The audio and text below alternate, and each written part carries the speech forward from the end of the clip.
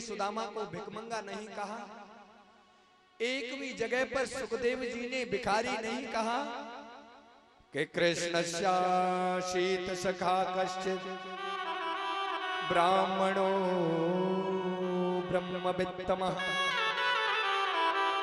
कि विरक्तम् इन्द्रियार्थेषु प्रशांतात्मा जितेंद्रियः। श्री सुदामा जी बचपन से विरक्त है, इंद्रियों में उनका विरक्ति है। सुदामा का प्रशांत मन है और वे जितेंद्रिय है। सुदामा जी परम जितेंद्रिय है। सुदामा जी ने जीवन में एक बार भी भीख मांगी हो ऐसा किसी शास्त्र में नहीं लिखा। मैंने किसी एक कविता में पढ़ा था, हिंदी पुस्तक में, क्या लिखा था कि औरन को धन चाहिए बाबरी और ब्राह्मण को धन के बल भिक्षा। भागवत में लिखा है कि ब्राह्मण यदि कोई भिक्षा मांगता है, भीख मांगता है, तो उसकी ब्राह्मणता नष्ट हो जाती है, ऐसा भागवत शास्त्र में लिखा है।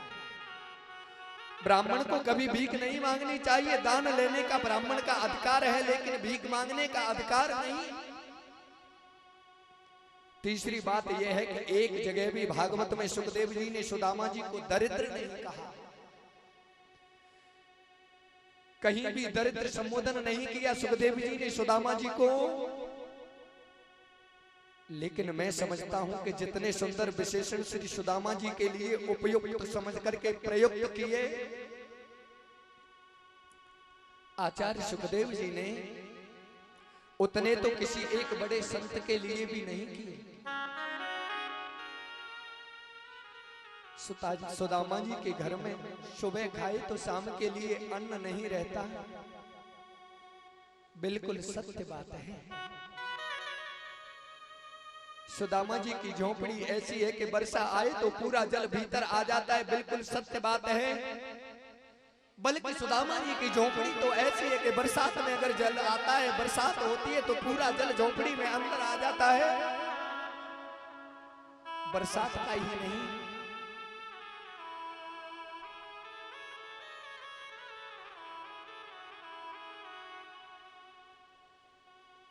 बल्कि पड़ोसियों के घरों का जल भी आकर के सुदामा जी की झोपड़ी में टिकता है।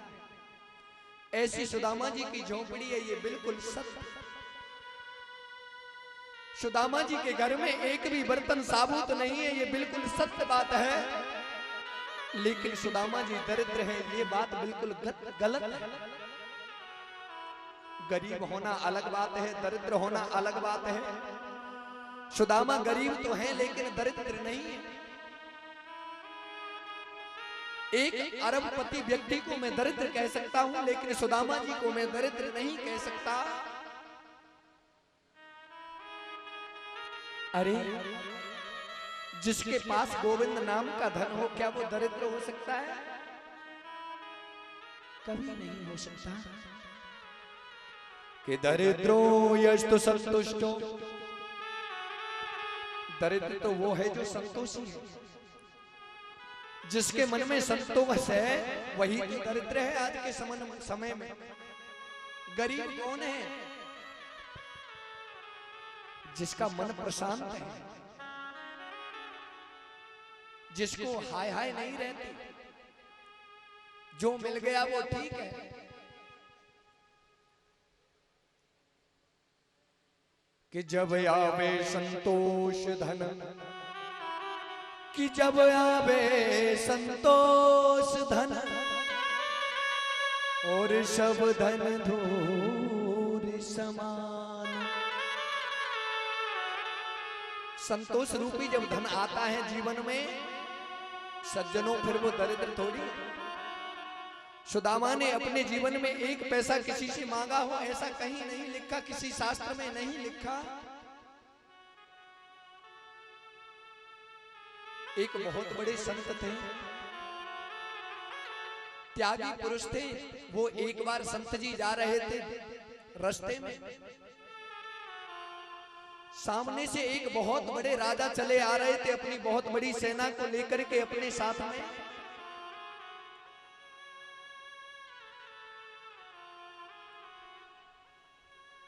और पूर्व के राजा ने पश्चिम के राजा पर चढ़ाई कर दी। प्यारे बंधु जी, रास्ते में संत जी मिल जाते हैं। बाबा ने पूछा पूर्व के राजा से कि महाराज एक बात बताइए, पश्चिम के राजा पर आप चढ़ाई क्यों कर रहे हो? कुछ लोग कहने लगे इनके पास धन कम है, उस राजा को, पश्चिम के राजा को परास्त करके और उनका खजाना लूट कर लाने की इनकी कामना है। बोले अच्छा? बोले हाँ।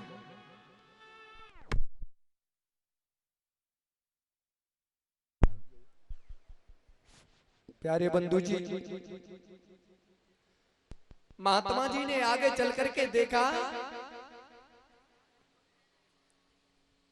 तो एक फूटी कौड़ी पड़ी है। पुराने जमाने में कौड़ियां चलती थी। एक कौड़ी पड़ी हुई है, महात्मा जी ने उठा करके अपने कमंडल में डाल ली और कहने लगे, कुछ लोग बोले बाबा एक बात बताओ, आप तो त्यागी पुरुष तो हो और आपने ये कौड़ी उठा करके अपने कमंडल में क्यों डाली? आप क्या करोगे इसका? महात्मा जी कहने लगे, भैया मेरे तो किसी काम की नहीं, लेकिन अगर कोई दरिद्र मिलेगा तो उसे दे दूंगा। लेकिन पूर्व का राजा अपनी सेना को साथ में लेकर के पश्चिम के राजा पर जब चढ़ाई करने लगा, महात्मा जी सामने अड़ गए। रास्ते में जा रहे हैं कीर्तन करते हुए, लेकिन राजा ने कहा, महाराज महात्मा जी हमारा रास्ता छोड़ दो, रास्ते से साइड में हो जाओ। बोले क्यों? बोले पूर्व के राजा ने पश्चिम के राजा पर चढ़ाई कर दी है, बहुत बड़ी सेना लेकर के चढ़ाई कर रहा है। फिर भी महात्मा जी उन्मत्त होकर के भगवान का भजन करते हुए बीच रास्ते में जा रहे हैं। बार बार राजा कहता है, महात्मा जी हमारा रास्ता छोड़ दो, आज हम पश्चिम के राजा पर चढ़ाई कर रहे हैं, कत्ले आम होगा। महात्मा जी ने पीछे मुड़ करके देखा और कहा, राजन अपना हाथ पहले आगे बढ़ाओ। राजा सोचने लगा पता नहीं महात्मा जी क्या दे दें, और जैसे ही राजा ने महात्मा जी के सामने अपना हाथ आगे बढ़ाया तो महात्मा जी ने उस कौड़ी को उस राजा के हाथ पर रखते हुए कहा कि हे राजन, तेरे से बड़ा इस दुनिया में कोई दरिद्र नहीं है। एक राजा को दरिद्र संबोधन कर दिया। मैंने तो मान लिया कि तू ही इस दुनिया में सबसे बड़ा दरिद्र है, तेरे सिवा और कोई दरिद्र नहीं है। जो कि धन के चक्कर में इंसानों की जान लेगा तू, धन के चक्कर में पता नहीं कितने नर नारियों को, कितने छोटे छोटे मासूम बच्चों को तू कष्ट देगा। तेरे से बड़ा अधर्मी, तेरे से बड़ा दरिद्र और दुनिया में कौन होगा? दरिद्रो यस्तु संतुष्टो, दरिद्र वही है जो गरीब है। सुदामा जी के जीवन में गरीबी है, ये बिल्कुल सत्य बात है, लेकिन मांगते कभी किसी से कुछ नहीं है। सत्संग में जो कुछ भी सत्संग में कीर्तन में आ जाए उसी से अपना पेट पालन करते हैं। छोटे छोटे मासूम बच्चे हैं सुदामा जी के। सुदामा जी के बच्चों के शरीर को ढकने के लिए एक बिलस्त कपड़ा भी नहीं है, फटे टूटे कपड़े पहनते हैं। अगर शाम को भोजन कर लें तो सुबह के लिए नहीं हुआ करता, अगर सुबह भोजन करते हैं तो शाम के लिए नहीं रहता। सुदामा जी जाते हैं खेतों की तरफ और गेहूं के दाने बीन कर लाते हैं, अन्न के दाने बीन कर लाते हैं। खेत में जो फसल काटने के बाद जो दाने रह जाते हैं उनको बीनते हैं और लाते हैं, धोकर सुखाते हैं, उनको पीस करके टिक्कर बनाते हैं। कुछ तो स्वयं खाते हैं, पत्नी को खिलाते हैं, बच्चों को खिलाते हैं, लेकिन शाम के लिए कुछ नहीं रहता, कुछ नहीं बचता शाम के लिए कि बच्चों को शाम को अगर भूख लगे तो कुछ खिला दे।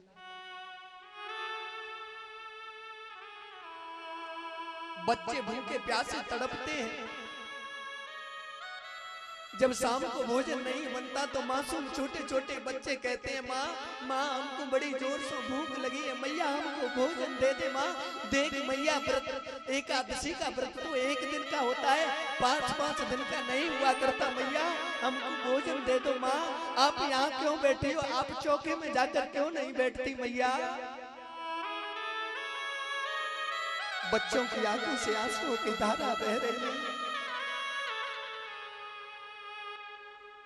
और जैसे ही इन बच्चों को तड़पते हुए देखा, सुदामा जी की पत्नी का नाम है सुशीला। सुशीला के नेत्रों में आंसू आ जाते हैं और सोचती हैं, हे भगवान, इतनी गरीबी किसी के जीवन में मत देना। बच्चों से कहती है, बेटा अभी बनाती हूँ आपके लिए भोजन। बातों में लगा लेती हैं, बातों में लगाते लगाते सुबह हो जाती है। सुदामा जी फिर उठ करके जाते हैं और खेतों में से अपना अन्न बीन कर लाते हैं, दाने बीन कर लाते हैं, सुखाते हैं, धोते हैं, पीस करके बच्चों का पेट पालन करते हैं। सुशीला कहने लगी अपने पति सुदामा से, हे प्राणनाथ, हे पतिदेव, क्या आप भूल गए कि आपके बचपन के मित्र, और बचपन के मित्र ही नहीं बल्कि वो तो लंगोटिया यार, जिनका नाम है कन्हैया, आजकल वो द्वारका के राजा बने बैठे हैं। पतिदेव, आपके बचपन के मित्र कन्हैया से मिलने की तुम्हारी कामना जागृत नहीं होती, तुम्हारे मन में भाव नहीं आता कन्हैया से मिलन का। और जैसे ही सुशीला ने कन्हैया का नाम लिया, सुदामा जी के नेत्रों से प्रेमाश्रुओं की धारा बहने लगी, आंसू बहने लगे।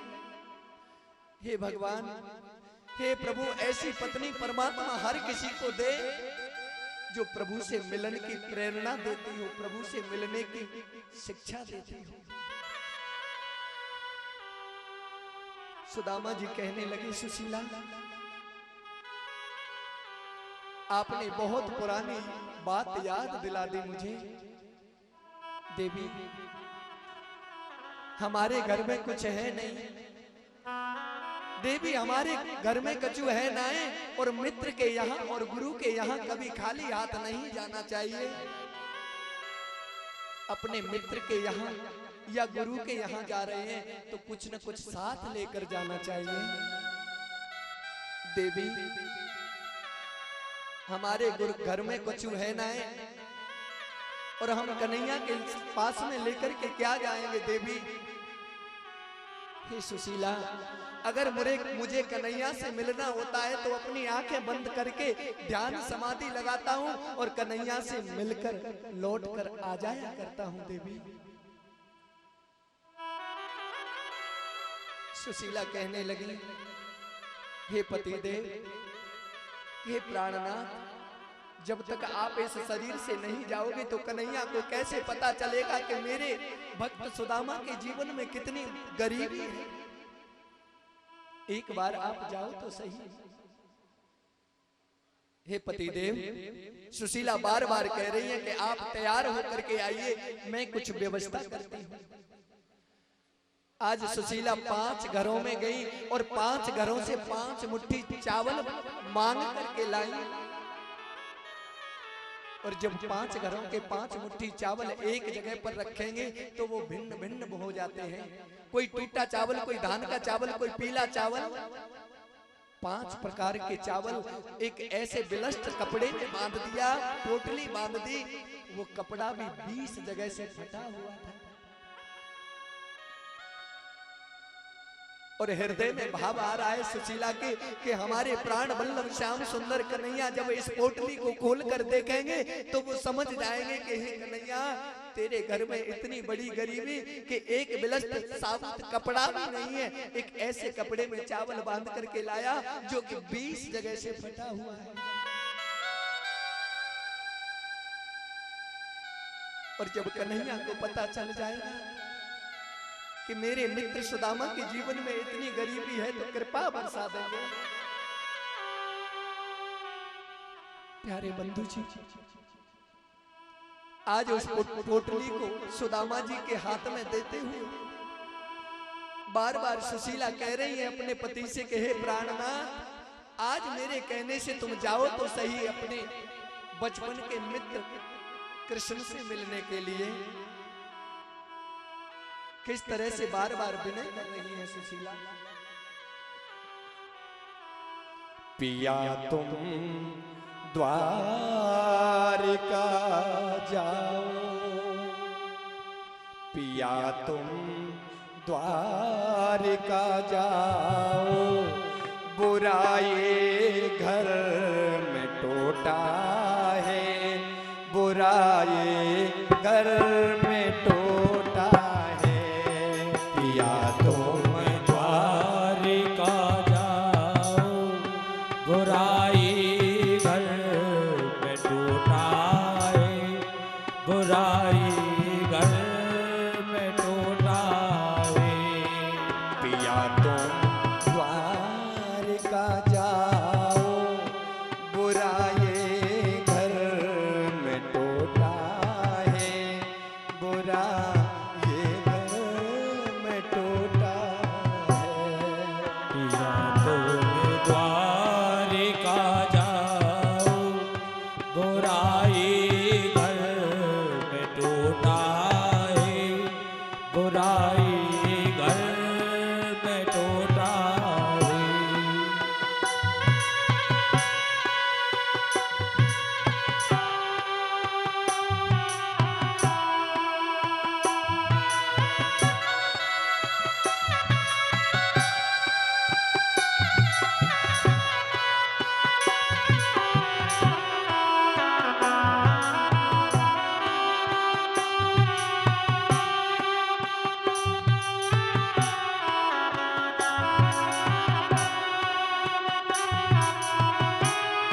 हरि बोल। जगरिया नाही पैरन को उघारे डोले बचे हैं,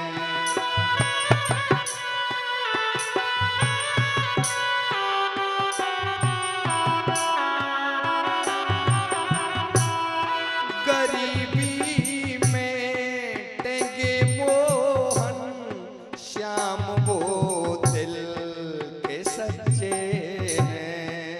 गरीबी में टिके मोहन श्याम बोध के साची है। कसौटी फूटी है घर में, कसौटी फूटी है घर में, चुचावे कच्चा कोठा है, चुचावे दारोटा है। पिया तुम द्वारिका जाओ, बुराई घर में टूटा है, बुराई घर में टूटा है।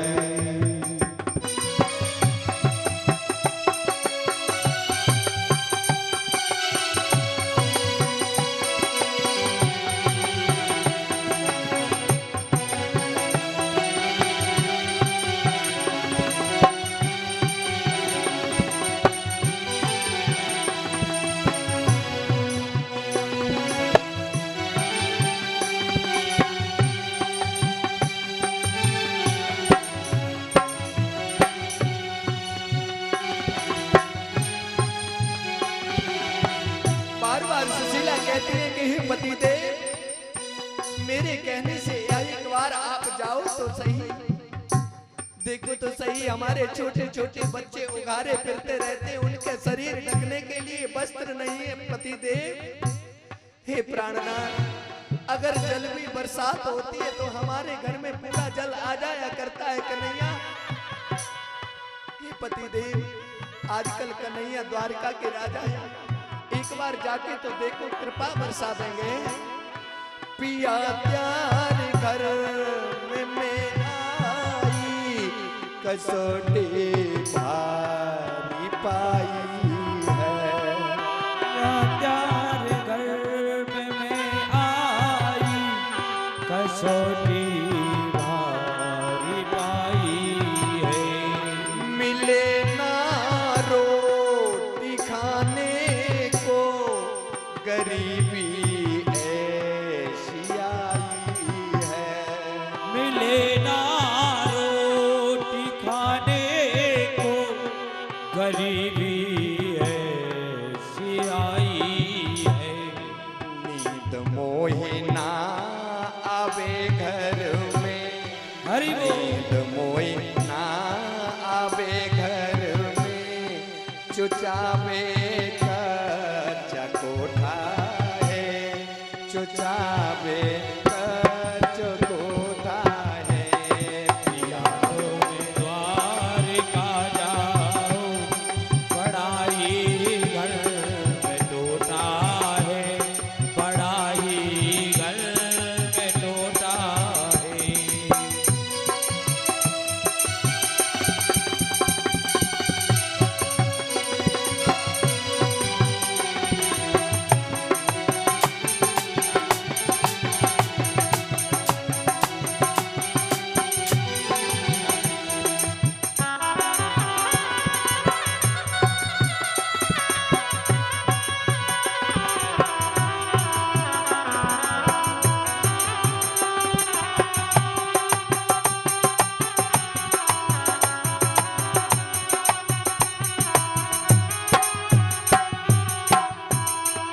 पिया मेरी बात मानो तो द्वारिका तुम चले जाओ।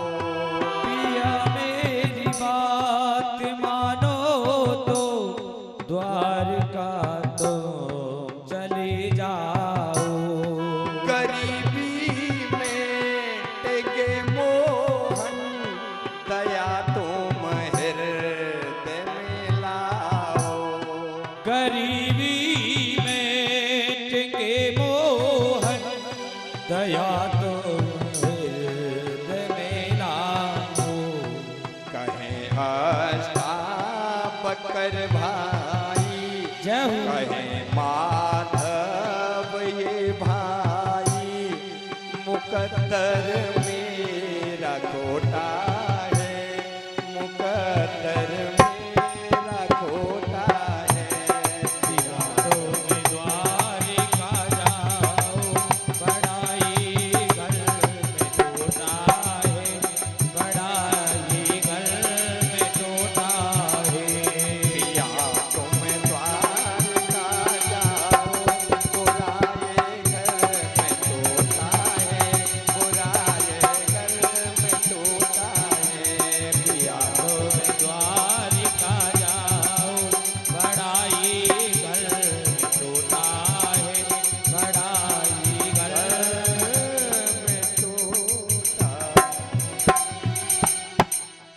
बार बार सुशीला कहती है कि हे पतिदेव, हे प्राणनाथ, एक बार मेरे कहने से जाओ तो सही, देखो हमारे बच्चों के पेट भरने के लिए घर में अन्न नहीं है, शरीर ढकने के लिए कपड़े नहीं है। जब तक नहीं जाओगे तब तक कन्हैया को कैसे पता चलेगा पतिदेव। सुदामा जी कहते हैं, देवी अगर मांगने की भावना से भेजोगी तो मैं बिल्कुल नहीं जाऊंगा। अगर आप ये कहोगी कि अपने बचपन के मित्र कन्हैया से मिलने चले जाओ तो मैं जा सकता हूं। कि जहां काम तहां राम नहीं, जहां राम नहीं काम। प्यारे बंधु जी, इस बात को सुनकर के एकदम गंभीर हो गए सुदामा जी। यदि ये कहोगे कि केवल कृष्ण के दर्शन के लिए चले जाओ तो मैं अवश्य जा सकता हूं, यही तो जीवन का परम लाभ है। उत्तम श्लोक श्री कृष्ण का मुझे दर्शन मिल जाएगा। यदि धन की कामना से भेजोगी देवी तो मैं बिल्कुल नहीं जा सकता। कन्हैया से मिलने जा सकता हूं लेकिन मांग नहीं सकता। पत्नी ने कहा कोई बात नहीं पतिदेव, एक बार जाओ तो सही। त्रिलोकीनाथ हैं, सब कुछ जानने वाले हैं हमारे प्रभु, घट घट के वासी हैं मेरे गोविंद। ऐसा मानती हूं कि यदि आप एक बार चले गए तो कृपा के नाथ हैं वो द्वारकाधीश, कृपा अवश्य करेंगे। दर्शन ही करके आ जाना प्रभु जी। सुदामा जी की पत्नी सुशीला के मन में सोचा कि मेरे पति जब द्वारकाधीश के पास में जाएंगे और द्वारकानाथ मेरे पति का आदर सत्कार करेंगे और पूछेंगे कि सुदामा आप कैसे हो, तो मेरे पति यही कहेंगे कि हे गोपाल, हे कन्हैया, मेरे समान इस दुनिया में सुखी कोई नहीं, क्योंकि संतोषी ब्राह्मण है। जब आवे संतोष धन सब धन धूल समान। इसलिए सुदामा जी की पत्नी ने कि याचे त्वाचतरो मुष्टिन बेप्राण प्रथो कतंदुलान। सुदामा जी के लिए 5 घरों के 5 मुट्ठी चावल बांधे ऐसे बिलस्त कपड़े में, जो कि 20 जगह से फटा हुआ था, सिला हुआ था, ताकि कन्हैया समझ सके कि मेरे बचपन के मित्र सुदामा के जीवन में इतनी गरीबी है। ये कितनी बड़ी बुद्धिमानी का परिचय दिया सुशीला ने। सुदामा जी के हाथ में वो चावल की पोटली दे दी। जाते समय सुदामा जी के नेत्र सजल हो गए। पत्नी से बोले मैंने द्वारका का मार्ग तो देखा ही नहीं, पर तुमने कोई गलत नहीं किया कि कृष्ण से मिलने की मुझे प्रेरणा दी है देवी। ऐसी पत्नी भगवान हर किसी को दे जो कि भगवान से मिलन की सलाह देती हूं। सुशीला बार बार कहती हैं कि हे पतिदेव, जाओ द्वारकाधीश का कीर्तन करते जाना, भगवान को याद करते जाना, मेरे प्रभु को। सुदामा जी का शरीर कैसा है दर्शन करें प्यारे बंधु जी।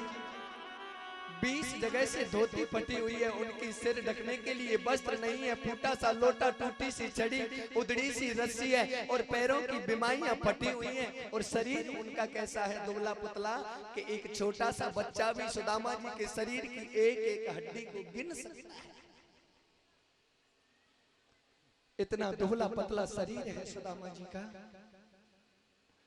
लेकिन मस्तिष्क पर तेज छलक रहा है, ब्रह्म तेज है।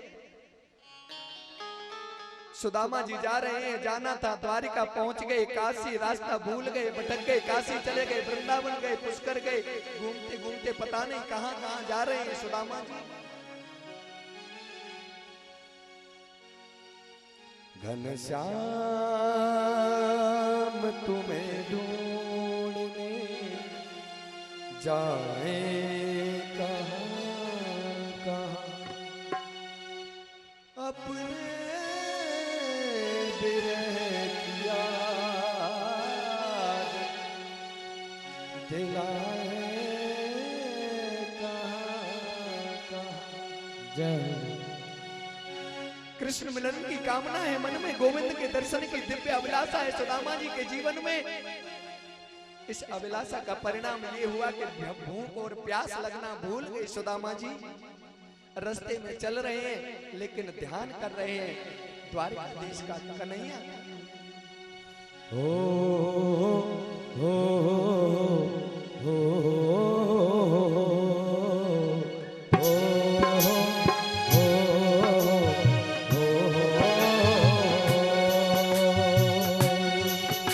बता दे कोई द्वारकापुरी का पता।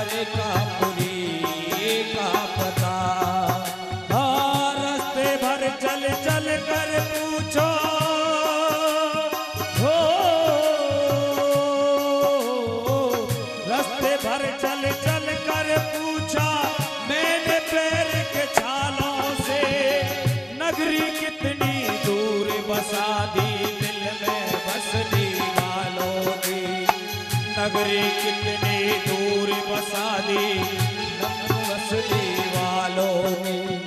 आहा ओ आहा ओ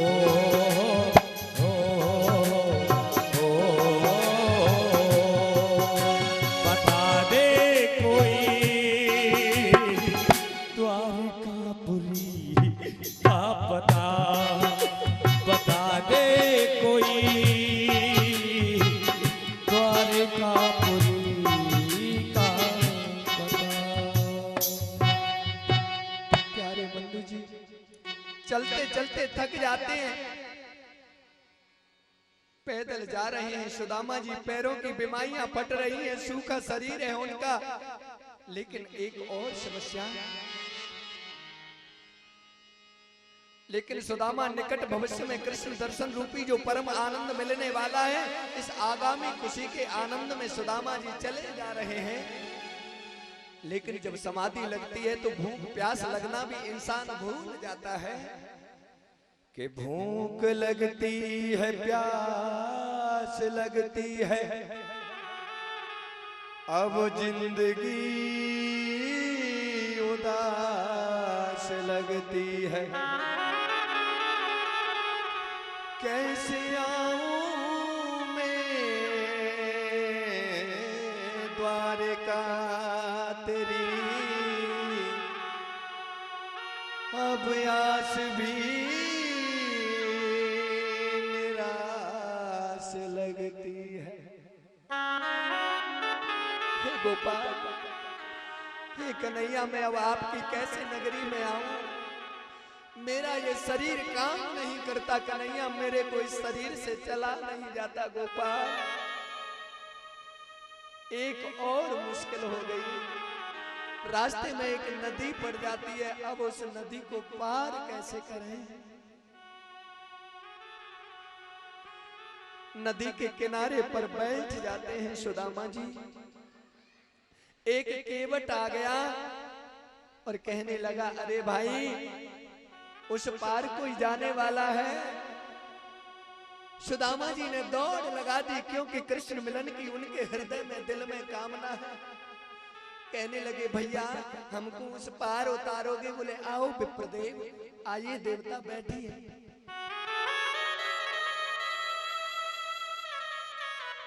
और जैसे ही सुदामा जी बैठने को तैयार हुए नाव में, नाव को चलाने वाला वो केवट कहने लगा, बोले, पंडित जी, उतराई में देने के लिए आपके पास कुछ है? पैसा रुपया कुछ है? सुदामा जी कहने लगे, भैया हमारे पास में कछु ना है भैया, और आप हम व्यापार वैसे फ्री में उतारोगे ना है भैया, हमें नाए जानो भैया उस पार। लेकिन ये केवट कौन है?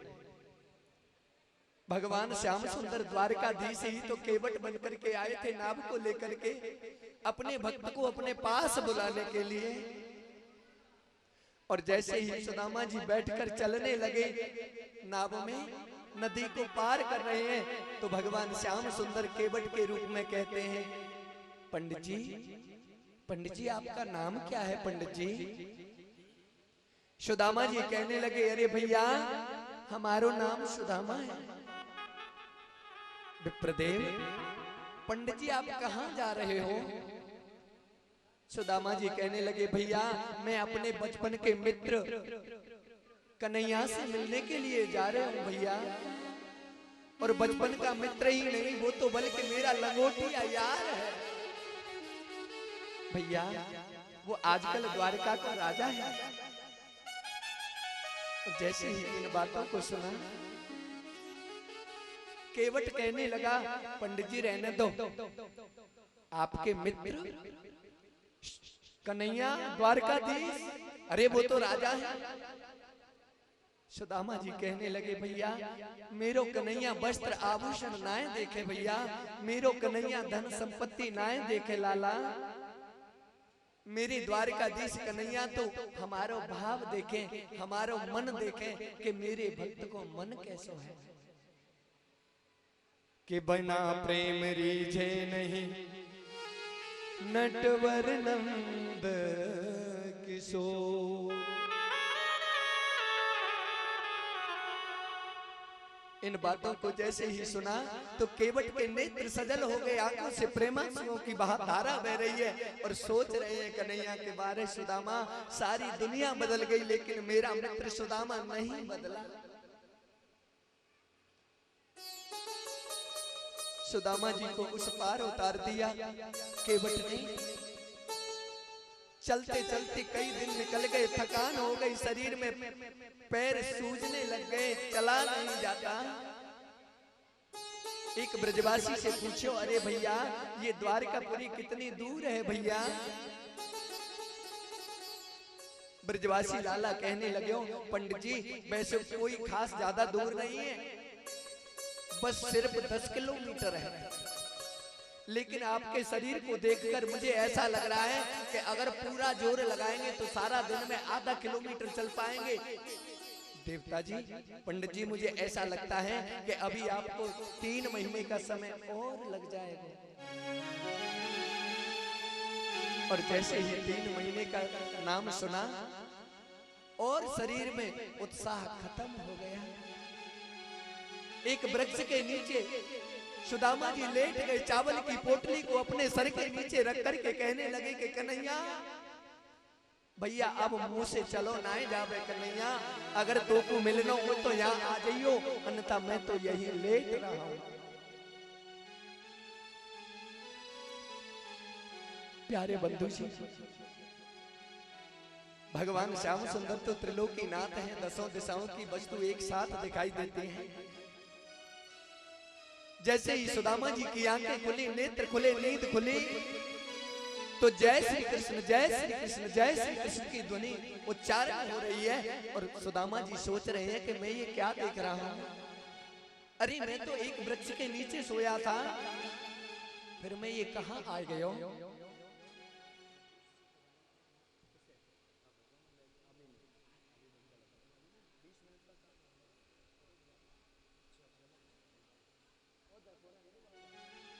प्यारे बंधु जी,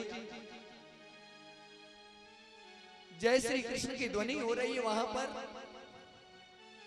सुदामा जी कहते हैं भोर सिंह भैया, भोर सिंह भैया, भोर सिंह भैया, करुणा रस की कथा है, जो कुछ भी आपको देना है सुदामा चरित्र की कथा के बाद। प्यारे भक्त, एक ब्रज के वासी से पूछा, अरे भैया ये कौन सी नगरी है? और द्वारका को एक भगवान श्याम सुंदर को सखा बोलो, पंडित जी ये हमारे द्वारकाधीश कृष्णचंद्र महाराज की नगरी है। बोले क्या? कृष्णचंद्र द्वारकाधीश? बोले हाँ। तब तो वही द्वारकाधीश हैं जो मेरे बचपन के मित्र थे। सुदामा जी ने पूछा, भैया तुम्हारे कृष्णचंद्र महाराज का महल कहाँ है भैया? उंगली से बताया। बोले पंडित जी वो सामने 2 द्वारपाल है ना खड़े हैं, वो हमारे प्राण वल्लभ श्याम सुंदर द्वारकाधीश का महल है। और जैसे ही सुदामा जी गए, द्वारपालों से जाकर के कहा, जय श्री कृष्ण। बोले भैया जय श्री कृष्ण।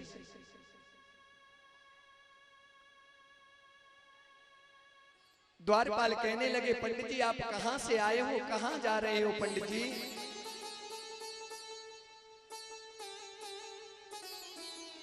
और कैसा शरीर है सुदामा जी का, दुबला पतला।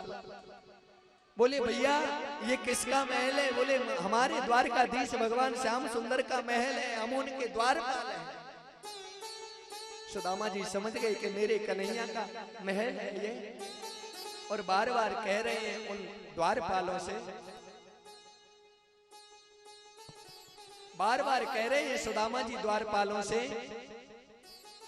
कि भैया हमारे प्राण वल्लभ श्याम सुंदर से, कन्हैया से जाकर के मेरा समाचार सुनाओ भैया, कि एक पंडित जी आए हैं आपसे मिलना चाहते हैं और अपना नाम सुदामा बताते हैं।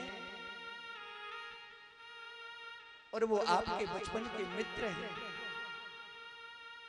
बार बार सुदामा जी कह रहे हैं उन द्वारपालों से, देखो देखो ये गरीबी का हाल,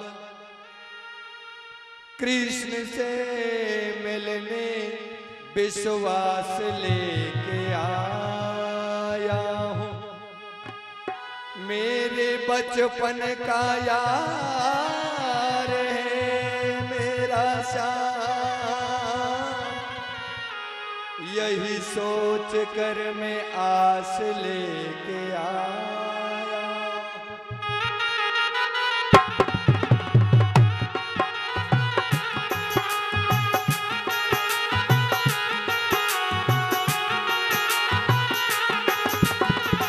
अरे द्वारपालो कन्हैया से कह दो, अरे द्वारपालो कन्हैया से कह दो कि मिलने सुदामा करीब आ गया है, कि मिलने सुदामा करीब आ गया है। अरे द्वारपालो कन्हैया से कह दो, अरे द्वारपालो कन्हैया से कह दो, दर पे सुदामा करीब आ गया है, दर पे सुदामा करीब आ गया है।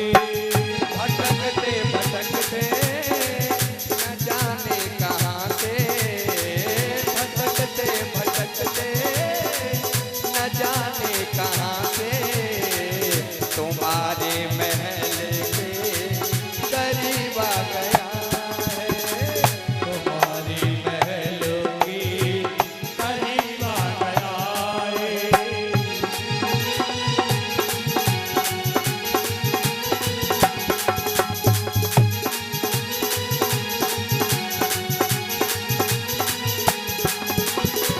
न सर पे है पगड़ी न तन पे है जामा, न सर पे कन्हैया से नाम है सुदामा, बता दो कन्हैया को नाम है सुदामा, बता दो कन्हैया को नाम है सुदामा, बता दो कन्हैया को नाम है सुदामा। न सर पे है पगड़ी जय जय न तन पे है जामा, जय हो। बता दो कन्हैया को नाम है सुदामा।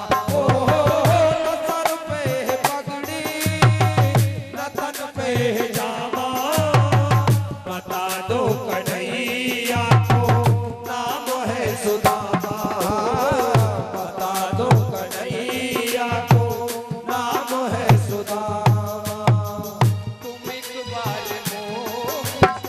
तुम एक बार मोहन जा करके कह दो, हाँ तुम एक बार मोहन से जा करके कह दो कि मिलने सगावत नसीब आ गया है, कि मिलने सगावत नसीब आ गया है। अरे द्वारपालो कन्हैया से कह दो, अरे द्वारपालो कन्हैया से कह दो, दर पे सुदामा करीब आ गया है, दर पे सुदामा करीब आ गया है।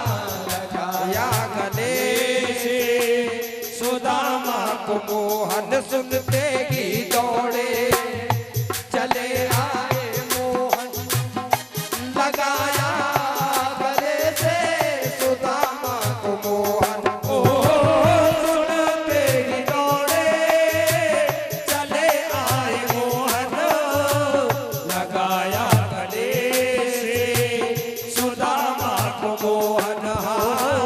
लगाया गले से सुदामा को मोहन। हुआ रुक्मिणी को, हुआ रुक्मिणी को बहुत ही अचंभा, ये मेहमान कैसा अजीबा गया है। ये मेहमान कैसा अजीबा गया है, तुम्हारे महल के करीब आ गया है।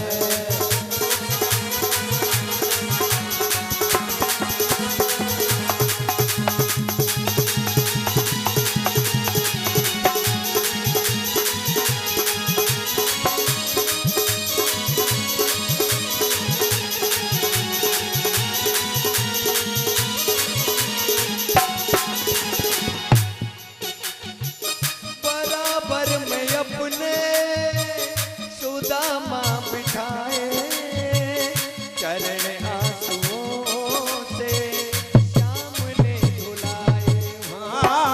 चरण आंसुओं से श्याम ने धुलाए।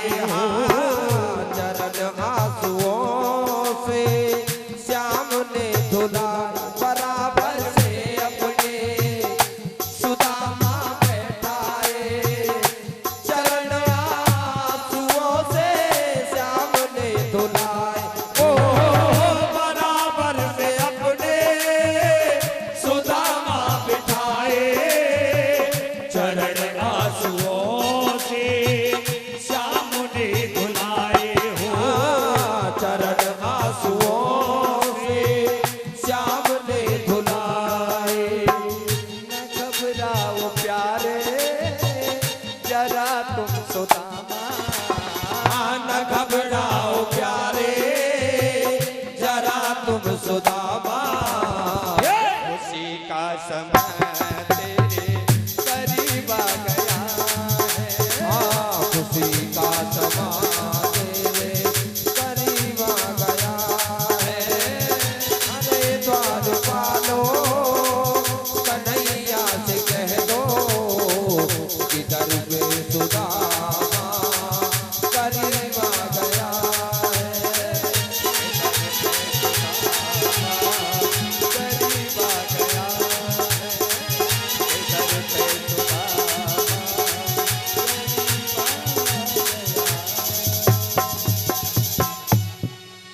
बोलिए कृष्ण कन्हैया लाल की जय हो। बार बार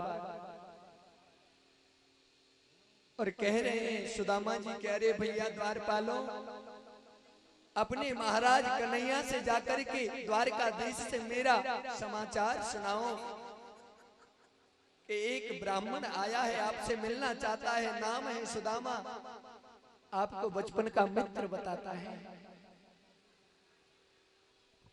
कहने लगे दोनों द्वारपाल बोले पंडित जी हमको क्षमा करें, वैसे तो ब्राह्मण और साधुओं के लिए कोई रोक टोक नहीं है महाराज के दरबार में जाने की, लेकिन हमारे महाराज श्री दोपहर का भोजन करके विश्राम कर रहे हैं और जैसे ही अभी हम आपको आपका ये संदेश नहीं सुना सकते, बोले एक बार जाओ तो सही। जैसे ही दोनों द्वारपाल आए और आकर के देखा और कन्हैया से कहने लगे प्यारे बंधु जी द्वारकाधीश से क्या कहा कि शीश पगान जगातन पे प्रभु जाने को आए बसो के ग्राम। धोती फटी सी लटी दुपटी पाही उपाहन की नहीं सामा, द्वार खड़ो द्विज दुर्बल रहो चकिसो बसो दाभिरामा, पूछत दीन दयाल को धाम, बता बतयापनो नाम सुदामा। एक निहायत विपन्न गरीब आपके द्वार पर खड़ा है, आपको बचपन का मित्र बताता है और अपना नाम सुदामा बताया है। जैसे ही भगवान श्याम सुंदर ने सुदामा जी का नाम सुना तो दौड़ लगा दी, सिंहासन से नीचे उतर गए और दौड़े दौड़े जा रहे हैं। और कन्हैया ने जैसे ही मेन गेट पर आते हैं तो 7 ड्योढ़ियों को पार करना पड़ता है। मेरे प्रभु ने दौड़ लगा दी और मेन गेट पर आकर के सुदामा जी को अपने सीने से लगा लिया और कहने लगे कन्हैया कि अरे सुदामा, अरे भैया तो को मेरी याद नहीं आई, इतने दिनों में तुम मुझसे मिलने के ताई आई हो भैया। आज सीने से लगा रहे हैं और अपने नेत्रों के आंसुओं से सुदामा जी के सिर को भिगो देते हैं और कह रहे हैं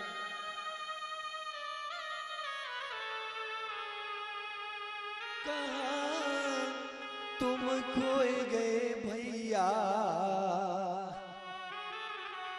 वो कहाँ तुम खोए गए भैया,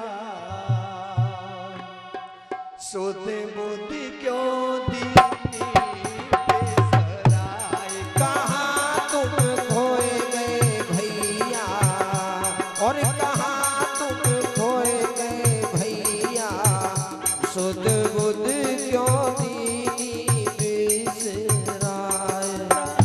तुम खोए गए भैया, तुम खोए गए मेरे भैया, सोते मोती क्यों दीनी बेसराय। कहाँ तुम खोए गए भैया, खोए गए भैया, सुध बुध क्यों दीनी बिसराय।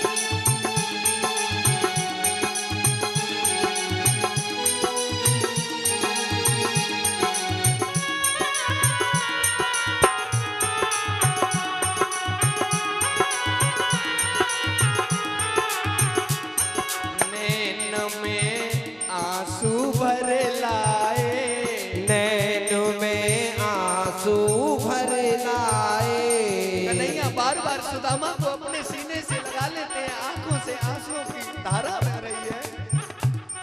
नैन में आंसू भर लाए, नैन में आंसू भर लाए। आए तुम अब तक नहीं आए, हाय तुम अब तक नहीं आए। बिसारी सुध क्यों मेरी, वो बिसारी सुध क्यों मेरी, काना गएगी बेड़ा जाल। कहाँ तुम खोए गए भैया, कहाँ तुम खोए गए भैया,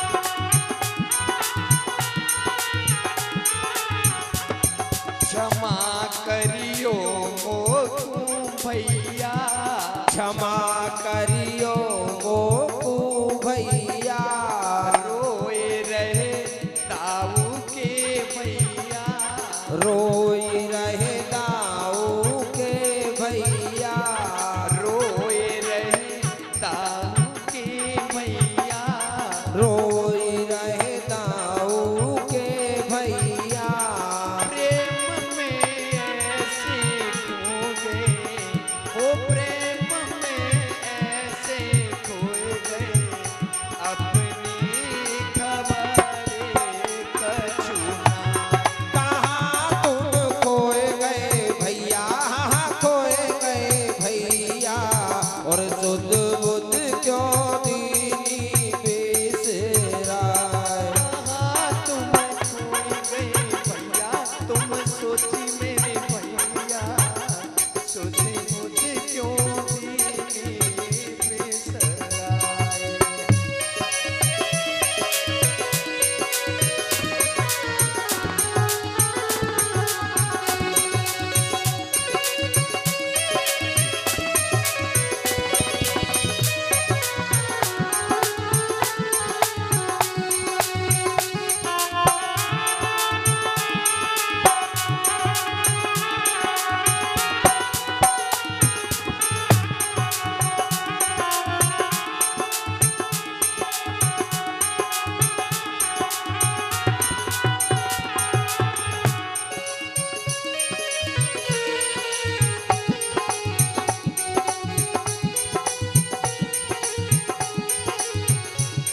धोए रहे असुवन से पैया, धोई रहे असुवन से पैया, कष्ट अति क्यों झेले भैया, कष्ट अति क्यों झेले भैया, कष्ट अति क्यों झेले भैया, कष्ट अति क्यों झेले भैया, रोई रे भरे भरे लगी, ओ रोई रे भरे भरे लगी, छाती के फटक दीवार।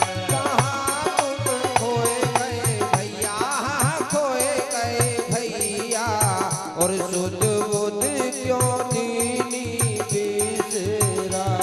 कहाँ तुम खोए गए भैया, सोचे बुध क्यों दीनी बेसराय। कहाँ तुम खोए गए भैया, खोए गए भैया, सुध बुध क्यों दीनी बेसराय। कहाँ तुम सोची मेरे भैया, तुम खोए गए भैया, अपनी खबरें कछु नाय। कहाँ तुम खोए गए भैया, खोए गए भैया, सुध बुध क्यों दीनी बेसराय। बुध क्यों दीनी बेसराय। सुध बुध क्यों दीनी बेसराय। बोलिए द्वारकाधीश भगवान। भगवान की जय।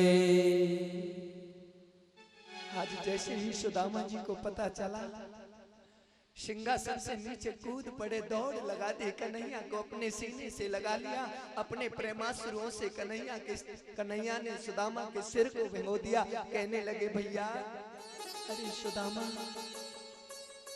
भैया, तो को मेरी याद नहीं आया करती, इतने दिनों में मिलने के लिए आया अपने मित्र से, दोनों की गति भिन्न बन जाती है।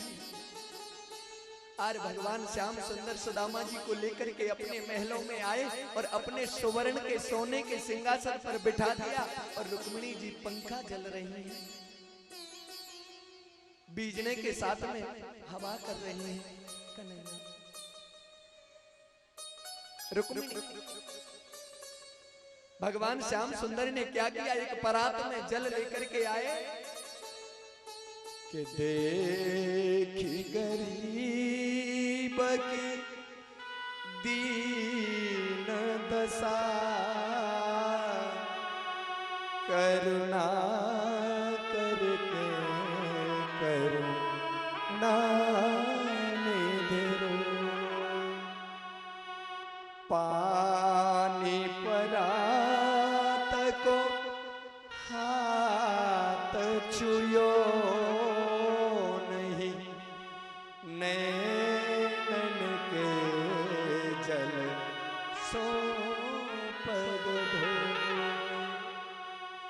भगवान श्याम सुंदर एक परात में जल लेकर के आए, लेकिन कन्हैया की याद में इतने प्रेमाश्रु झड़ रहे हैं कि परात के पानी से तो हाथ भी ना लगायो, उनके प्रेमाश्रुओं की धारा बह रही है और सुदामा जी के पैर धो रहे हैं। और पैर धोने के बाद सुदामा जी के पैरों का जो जल है वो सभी रानियों को और स्वयं ने पिया। ये क्या है? ये प्रेम का ही तो बंधन है। प्यारे बंधु जी, रुक्मिणी जी पंखा जल रही है। भगवान श्याम सुंदर कहते हैं सुदामा जी से, भैया घर सब ठीक तो थे? बोले कन्हैया सब ठीक है। भगवान श्याम सुंदर कहते हैं सुदामा क्या आपको याद है हम गुरुकुल में जाया करते थे पढ़ने के लिए दोनों, शांतिपुर मुनि के यहाँ, और हम आपसे कहते थे अरे सुदामा जी क्या आप विवाह करोगे? तो आपको एकदम गुस्सा आ जाया करता, कहते हमें ना करनो विवाह। हम आपको चिढ़ाते रहते थे, सुदामा आपने विवाह किया, एक परम सुंदरी नारी के साथ में तुम्हारा विवाह हुआ, हमारी भाभी जी को नाम कहा है भैया। लेकिन सुदामा जी बातों में लग जाते हैं, लगा लेते हैं, कहते हैं कन्हैया आपको याद है जब हम एक बार समिधा लेने के लिए गए थे, गुरुजी ने भेजा था लकड़ी बीन कर लाओ जंगल में से, एकदम बड़ी जोर से बरसात आई थी और ठंडी हवा चल रही थी, आप ऊपर से लकड़ियां तोड़ रहे थे, मैं नीचे से वो बीन रहा था, इकट्ठी कर रहा था, और गुरु माता ने गुड़ और चने रख दिए थे, और कन्हैया बड़ी जोर से भूख लगी तो मैंने अपने भी चने खा लिए और आपके हक के जो चने थे वो भी मैंने खा लिए। आप नीचे उतर के कहने लगे कन्हैया कहे सुदामा मुझको बड़ी जोर से भूख लगी है, याद है? भगवान श्याम सुंदर ने सभी अपनी रानियों से कहा कि पंडित जी को नमस्कार करो। एक एक करके सभी आती जा रही हैं। जी मैं रुक्मिणी प्रणाम करती हूँ, चिर सौभाग्यवती भव। जी मैं मित्र वृंदा हूँ, अखंड सौभाग्यवती भव। जी मैं कालिंदी हूँ, पंडित जी आशीर्वाद दीजिए, प्रणाम करती हूँ। बोले प्रसन्न भव। जी मैं मित्र वृंदा बोल रही हूँ, मैं आपको प्रणाम करती हूँ। बोले अखंड सौभाग्यवती भव। इसी प्रकार से करीब 400-500 रानियां आशीर्वाद ले गई। अब सुदामा जी का दुबला पतला सा शरीर था, बार बार हाथ को ऊपर करते हैं आशीर्वाद देने के लिए, बार बार नीचे करते हैं। जब सांझ हो गई तो सुदामा जी दूसरे हाथ से अपने हाथ को दबाने लगे और कहने लगे कन्हैया अभी कितनी और रह गई है, ये रानी तेरी है या आड़ पड़ोस की आ गई है सारी?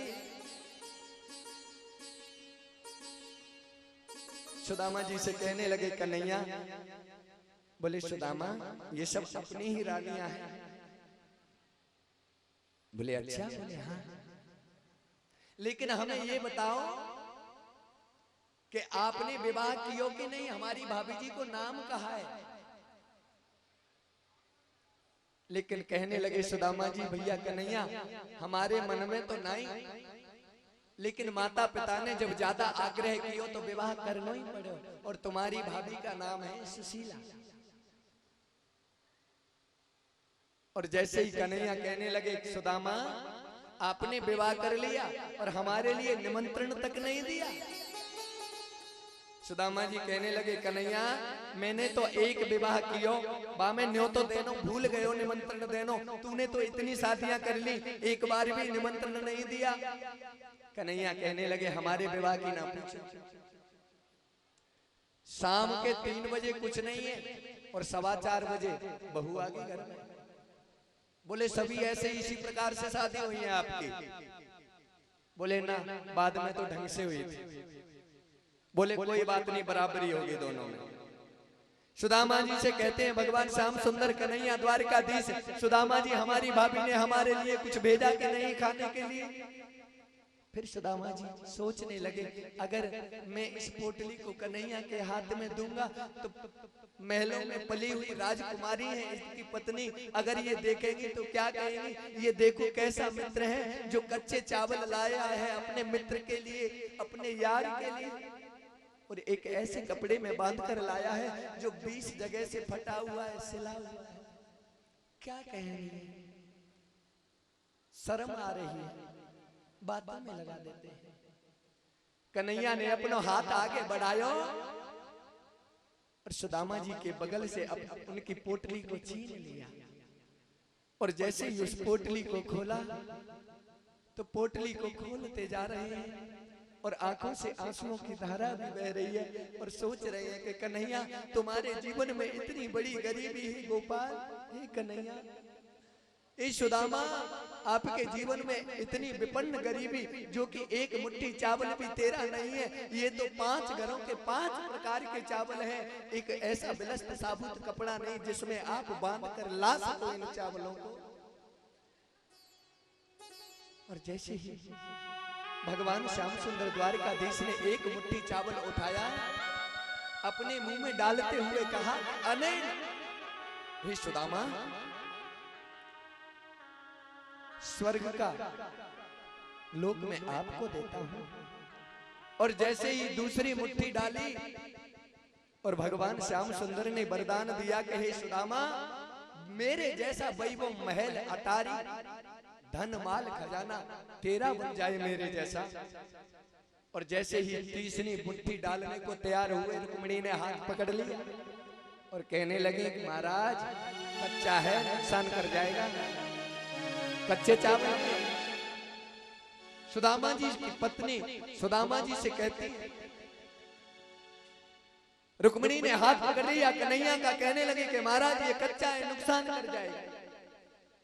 अब ये तो नहीं कह सकते, मानो ये बताना चाह रही हो कि बड़े बरस रहे हो पंडित जी पर, वो भी तो पंडित जी थे जो कुंडन पर से पुत्र पत्र लेकर के आए थे, बड़े बरस रहे हो, जब इनको ही सब कुछ दे देंगे तो हमारे लिए भी कुछ रखोगे, इसलिए ये नहीं कहा कि हमारे लिए रख लो, संकेत दिया कच्चा है, नुकसान कर जाएगा।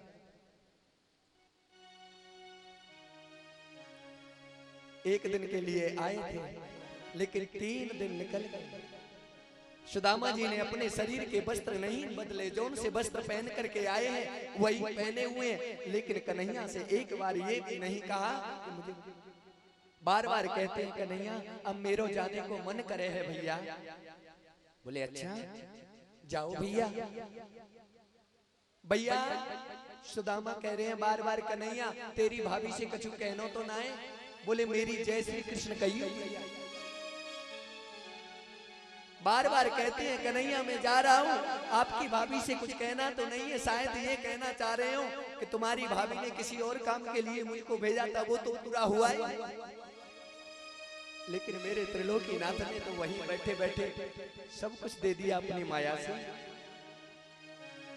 आज सुदामा जी को 3 महीने हो गए, और जैसे ही सुदामा जी लौटकर आ रहे हैं अपने महलों अपने नगर में, और जैसे ही देखा आकर के तो जहां उनकी झोपड़ी थी वहां एक बहुत सुंदर महल बनकर तैयार हो गया। और महल बनकर तैयार हो गया और सोचने लगे ये कौन सी नगरी है, मैं कहां आ गए हो। एक ब्रजवासी से पूछो अरे भैया ये कौन सी नगरी है, कहने लगे बोले महाराज ये सुदामापुरी है। बोले सुदामापुरी, मेरी पुरी होने का तो मतलब ही नहीं, मैं तो बहुत बड़ा गरीब था, मेरी तो झोपड़ी थी। बोले सुदामा, सुदामा तो मैं ही था। बोले महाराज भैया वो राजा है या सुदामा जी। बोले ना महाराज वो तो द्वारका गए हैं अपने बचपन के मित्र द्वारकाधीश से मिलने के लिए। सुदामा जी सोचने लगे, बोले तब तो मैं ही गया था। बोले भैया कितने दिन हो गए। बोले 3 महीने हो गए। सुदामा जी सोचने लगे हे गोपाल, बड़ी कृपा बरसाई आपने, हैं? वैभव दे दिया। बोले भैया उनके महल के समीप ले चलोगे, रानी तो होगी ना उनकी? बोले हाँ है। और जैसे ही सुदामा जी को वो छोटे से ब्रजवासी लेकर के आए उनके महलों के पास, और जैसे ही सुशीला बाहर आई, आज वो रानी बनी बैठी है। कहाँ तो भोजन नहीं था खाने के लिए, आज सुशीला रानी बनी बैठी है।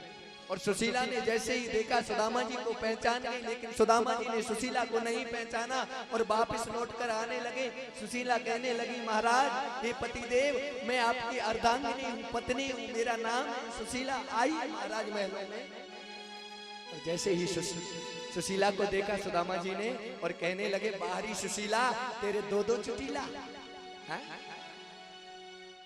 अरे कहाँ तो खाने के लिए भोजन नहीं था, पहनने को वस्त्र नहीं थे, आज तू रानी बनी बैठी है।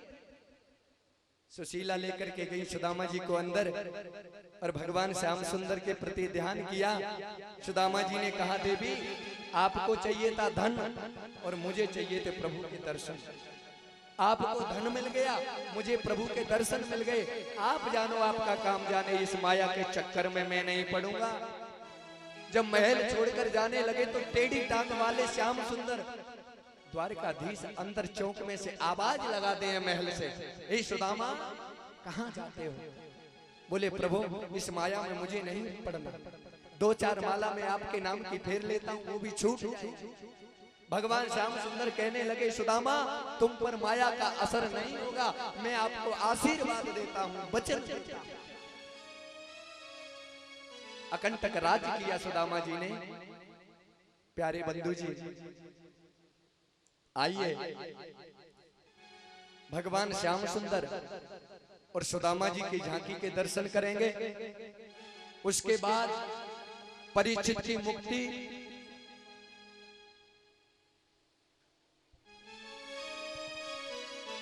परीक्षित की मुक्ति की कथा होगी। उसके पश्चात फिर व्यास पूजन होगा, भागवत पूजन करेंगे सभी बारी बारी से। और मेरा अनुरोध है इनसे कि इधर कोई पैड़ियां या सीढ़ियां लगाएं ताकि आ सकें। और प्यारे बंधु जी झांकी के मनमोहनी झांकी के दर्शन करने के पश्चात महाराज परीक्षित 7 दिन से कथा सुन रहे थे, उनकी मुक्ति होगी, मुक्ति की कथा होगी। उसके पश्चात पुराण पूजन होगा, भागवत पूजन होगा। और मैंने बताई दिया था सभी को बारी बारी से आना है और पूजन करके अपने स्थान पर जाना है। बोलिए कार्यकर्ताओं से निवेदन है, जूस बांटें। पहले जूस पिलाओ। और जब तक जूस पिलेगा तब तक मीठी मीठी तालियों के साथ में भजन प्रस्तुत करेंगे हमारे कौशल जी।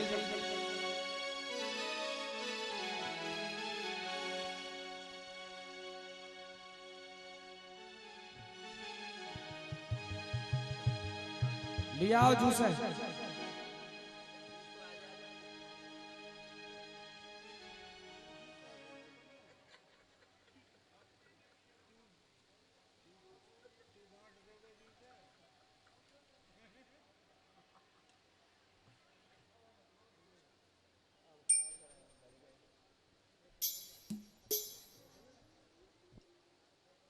ब्रह्मा जी के पास, ब्रह्मा जी के वहां अनुष्ठान चल रहा था और रेवत नाम के राजा ने इंतजार किया। जब वो अनुष्ठान पूर्ण हो गया तो कहते हैं ब्रह्मा जी से, बोले ब्रह्मा जी एक बात बताओ, मेरी पुत्री रेवती के योग्य कोई वर क्यों नहीं मिलता इस दुनिया में?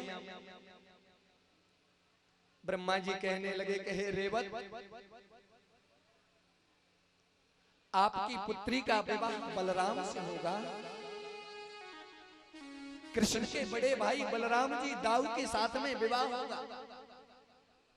बहुत सुंदर मनमोहनी झांकी लगेगी इनकी। इतना सुनकर के रेवत अपनी पुत्री को लेकर के आया पृथ्वी पर। और जैसे ही पृथ्वी पर आकर के देखा तो रेवती तो बहुत लंबी थी, रेवती बहुत लंबी थी, उनकी हाइट बहुत ज्यादा थी। दाऊ जी से को देखने लगे और सोचने लगे कि इनकी तो बहुत कम लंबाई है और मेरी जो बेटी पुत्री है रेवती उनकी बहुत है। और जब तक वो लौट कर आए ब्रह्मा जी के यहां से तो 2 युग निकल गए, त्रेता युग, सतयुग और त्रेता, दोनों युग निकल जाते हैं। सतयुग में इंसान की लंबाई थी 21 हाथ। सतयुग में लंबाई कितनी थी? 21 हाथ, ऐसा शास्त्रों का लेख है। और त्रेता में 14 और द्वापर में 7। द्वापर में इंसान की लंबाई 7 हाथ की हाइट थी। और जैसे ही देखा बड़े दुखी हो रहे हैं कि बलराम जी तो बहुत छोटे हैं और मेरी पुत्री तो बहुत बड़ी। बलराम जी ने अपना हल उठाया और रेवती के सर पर रख दिया, रेवती को छोटा बना दिया, अपने लेवल में ले आए, अपने बराबर में बना दिया।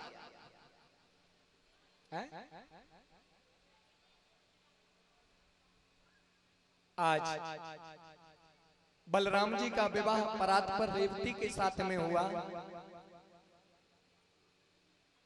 एक बात कही, भगवान श्याम सुंदर का किसके साथ में झगड़ा हुआ था? भौमासुर के साथ में युद्ध हुआ। क्यों हुआ? क्योंकि जो भौमासुर था उसने वैदिक विरुद्ध आचरण किया था।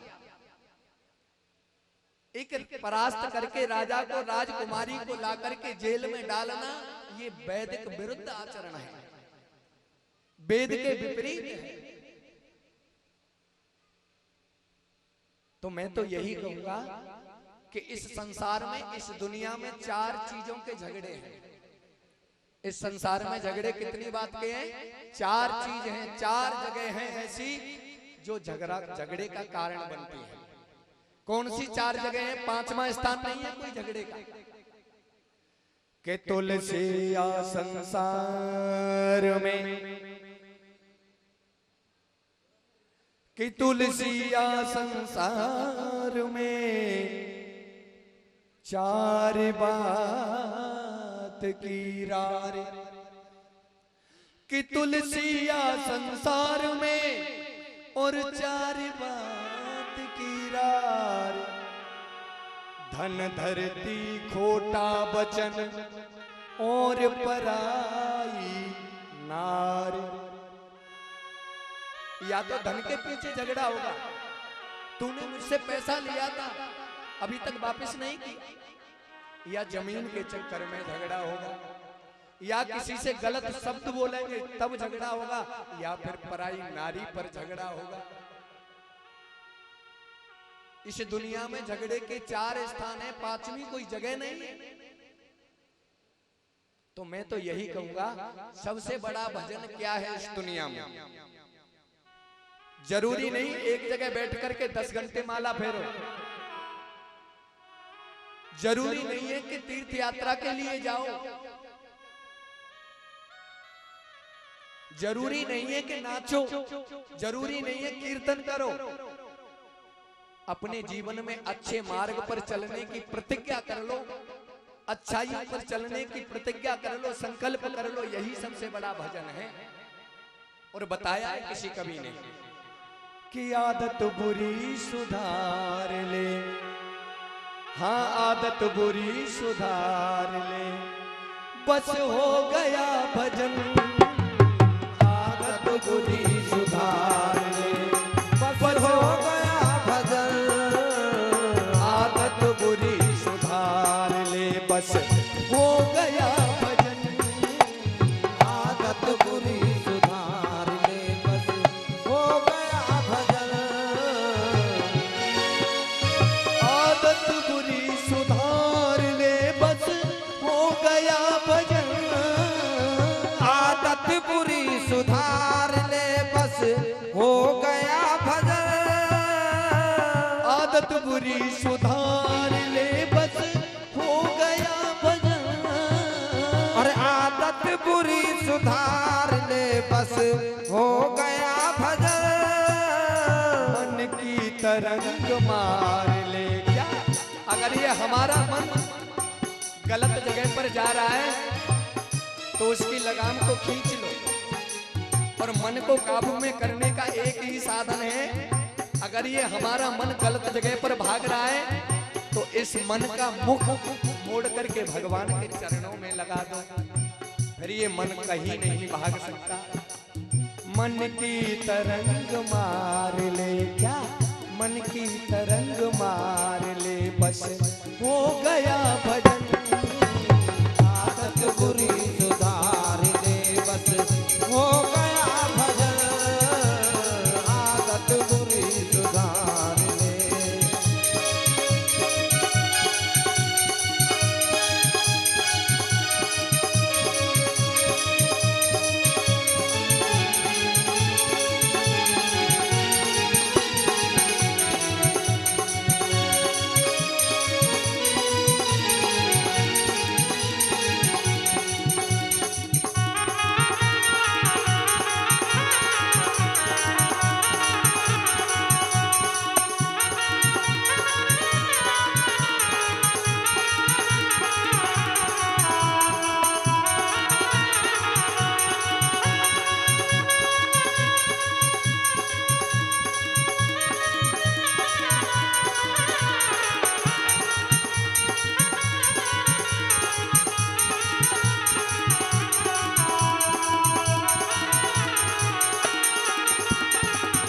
तुझको बुरे बुरा कहे तू उनको कर क्षमा। तुझको बुरा कहे तो तू उनको कर क्षमा। कहते हैं बुरा देखन में चला बुरा न पायो कोई, और जब दिल खोजो आपनो तो मुंह से बुरो न कोई। अगले की बुराइयों को बखान करने से पहले अपने अंदर झांक कर देखना चाहिए कि मैं क्या हूं, मैं क्या कर रहा हूं। तुझको बुरे बुरा कहे तू उनको कर क्षमा। और तुझको जो बुरा कहे तू उनको कर क्षमा। वाणी का सर संभाल ले, क्या वाणी किसी से बुरा मत बोलो, अपनी वाणी से किसी को अपशब्द मत बोलो, किसी के गालियां ना सुनाओ। वाणी का सर संभाल ले, बस हो गया भजन। आदत बुरी संभाल ले, बस हो गया भजन। आदत बुरी संभाल ले। आदत बुरी सुधार ले, बस हो गया भजन। और आदत बुरी संभाल ले, बस हो गया भजन। मन की तरंग मार ले, क्या मन की तरंग मार ले, बस हो गया भजन। आदत बुरी संभाल ले, बस हो गया भजन। आदत बुरी संभाल ले। तालियां प्यारे भक्तों।